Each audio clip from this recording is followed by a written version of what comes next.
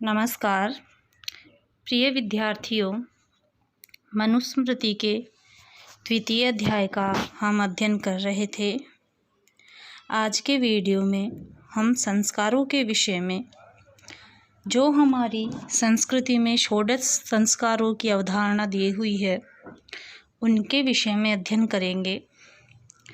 जो ये 16 संस्कारों की जो व्यवस्था है प्राचीन समय में हमारे देश में प्रचलित थी। उन्हीं 16 संस्कारों के विषय में मनुस्मृति में मनु ने भी कहा है। जैसा कि हमने पूर्व में अध्ययन किया कि मनुस्मृति में वर्णाश्रम व्यवस्था का वर्णन जो किया गया है, जो भी वर्णन मनुस्मृति में किया गया है उनमें सबसे प्रमुख वर्णाश्रमों का वर्णन ही है। उसके अलावा वर्णाश्रमों के अंतर्गत ही 16 संस्कार भी आते हैं। व्यक्ति के जन्म से लेकर मृत्यु पर्यंत किए जाने वाले 16 संस्कारों का वर्णन मनु ने किया है कि किस समय और किन किन विधियों के द्वारा जो संस्कार है वो किया जाना चाहिए। इसी प्रसंग में हमारा ये पद्य है, देखिए। वैदिकै कर्म भी पुण्यै निषेकादि द्विजन्मनां कार्य शरीर संस्कारः पावने प्रेत्य चेह च। देखिए, वैदिकै वैदिक वेद में कहे हुए कर्म भी कार्यों से अर्थात जो वेद में कहे हुए कर्मकांड है उनसे, जो मंत्र इत्यादि है, जो विधि है, जो वेदों में संस्कारों के विषय में कही गई है उनसे, निषेक आदि द्विजन्मनाम, निषेक इत्यादि। निषेक का तात्पर्य है जो गर्भ संस्कार है उसके विषय में, गर्भाधान जो संस्कार है उसके विषय में। तो जो गर्भाधान इत्यादि संस्कार है द्विजन्मनाम, द्विज जातियों का, अर्थात द्विज से यहाँ पे कहा गया है ब्राह्मण, क्षत्रिय और वैश्यों के लिए कि वेद में कहे हुए पवित्र कर्मों से ब्राह्मण, क्षत्रिय और वैश्यों के गर्भाधान आदि शरीर के संस्कार करें। उनका क्या फल बताया है, देखिए। कार्य शरीर संस्कार है पावन है। जो गर्भाधान इत्यादि संस्कार है वह ये संस्कार इस लोक में पावन करते हैं अंतःकरण को, तथा प्रेत्य च इह च, और प्रेत्य मरने के बाद में परलोक में अंतःकरण को पवित्र करते हैं। यहाँ पर ध्यान देने वाली विशेष बात देखिए कि जो द्विज शब्द आया है, द्वाभ्याम जायते इति द्विज है। इसके अनुसार द्विज शब्द के कई अर्थ है, जैसे ब्राह्मण, क्षत्रिय, वैश्य ये 3 वर्ण, दांत, पक्षी या चंद्रमा। देखिए, प्राणी का प्रथम जन्म तो माँ के गर्भ से होता है और दूसरा जन्म संस्कारों से। ये संस्कार इन 3 वर्णों के होने से इन्हें द्विज कहते हैं। उसी प्रकार दांत भी 2 बार जन्म लेते हैं। प्रथम बार तो बालक के 6 माह की उम्र में दांत आने लगते हैं जो दूध के दांत कहलाते हैं। फिर वे जब टूट जाते हैं तो फिर बाद में स्थायी दांत आते हैं जो जीवन भर रहते हैं। तो इस प्रकार से 2 बार जन्म लेने के कारण दांतों को भी द्विज कहा है।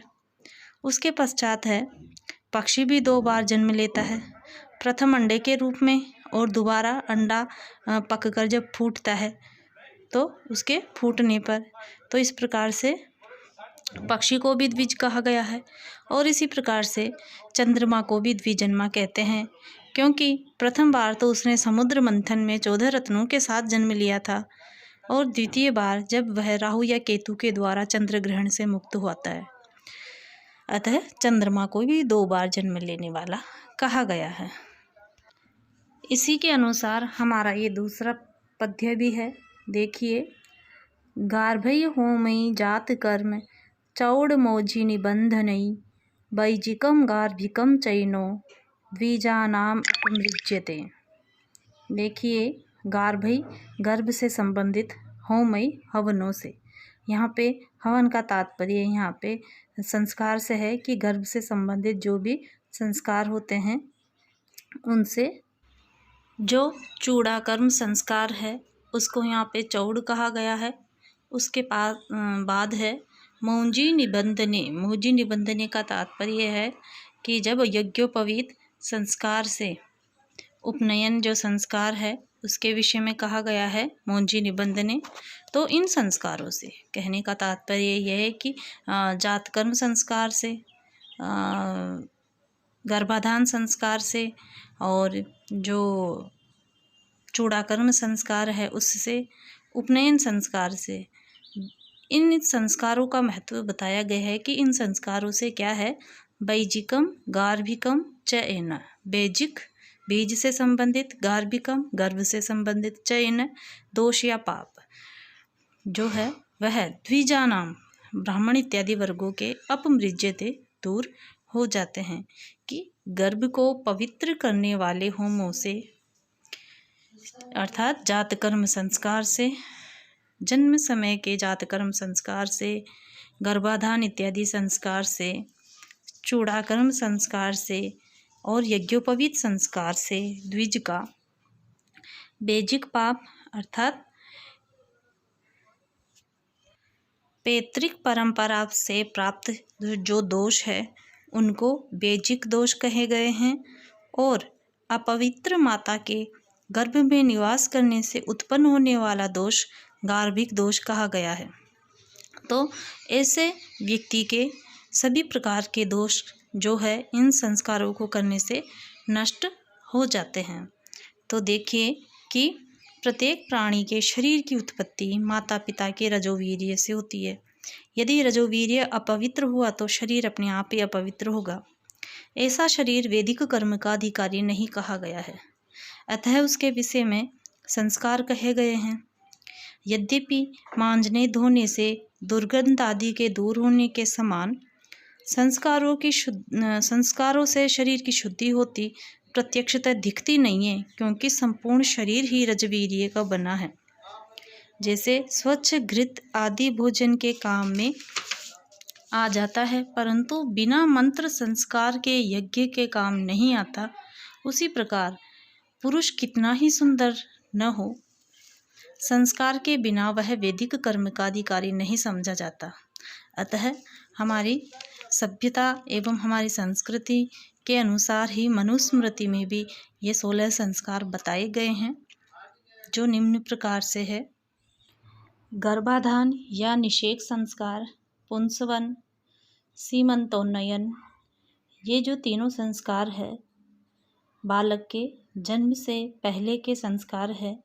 उसके पश्चात है जन्म के समय किया जाने वाला संस्कार जातकर्म संस्कार। उसके पश्चात है नामकरण, निष्क्रमण, अन्नप्राशन, चूड़ाकरण, कर्णभेद, विद्यारंभ, उपनयन, वेदारंभ, केशांत, समावर्तन, विवाह और अंत्येष्टि संस्कार। आगे का पद्य देखिए, इसमें मनु ने क्या बताया है।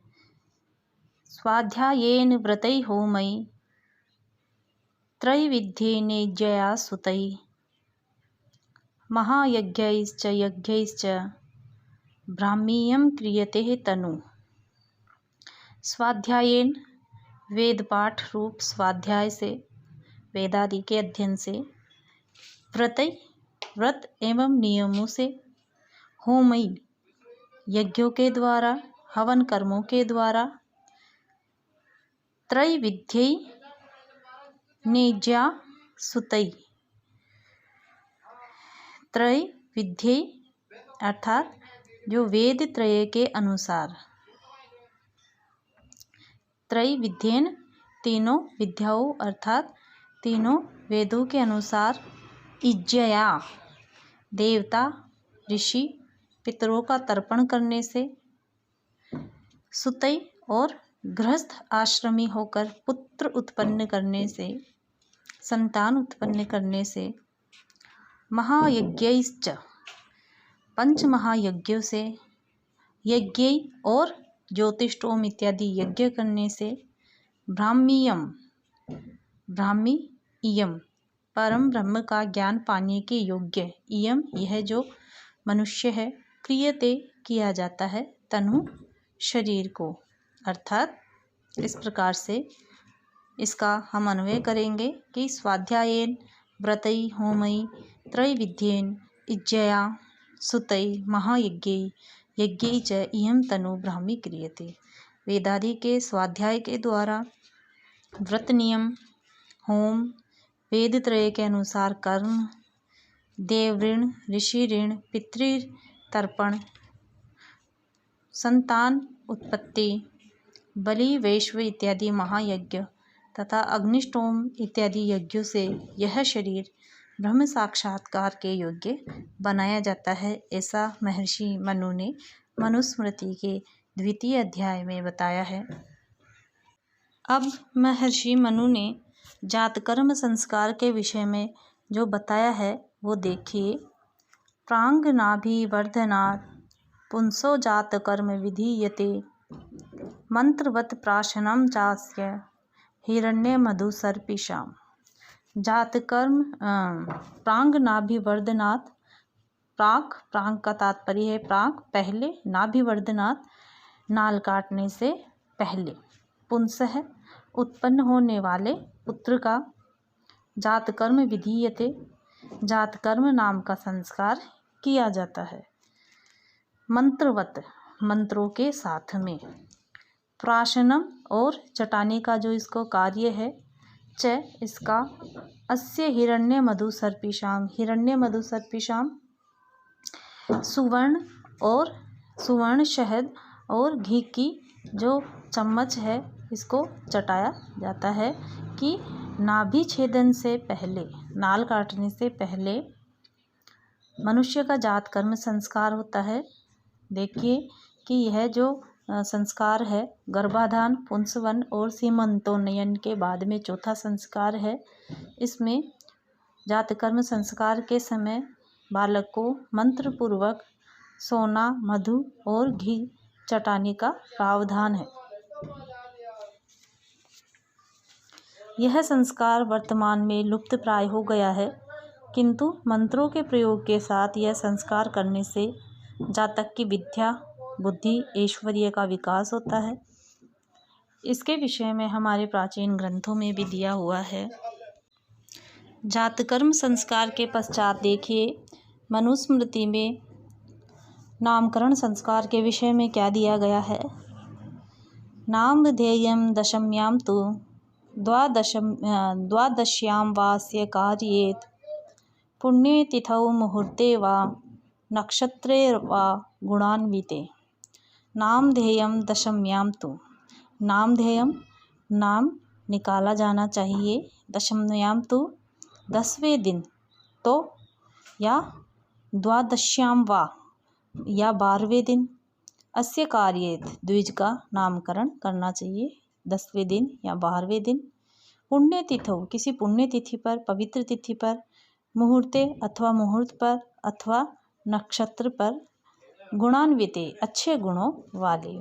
तो जन्म लेने वाले बालक का नामकरण जन्म के 10वें या 12वें दिन शुभ तिथि, शुभ मुहूर्त तथा शुभ नक्षत्र में कराना चाहिए। कहने का भाव ये है कि यदि यह नामकरण संस्कार जन्म से 10वें या 12वें दिन करना संभव नहीं हो तो किसी पवित्र तिथि, शुभ मुहूर्त या अच्छे गुणों वाले नक्षत्र पर करना चाहिए।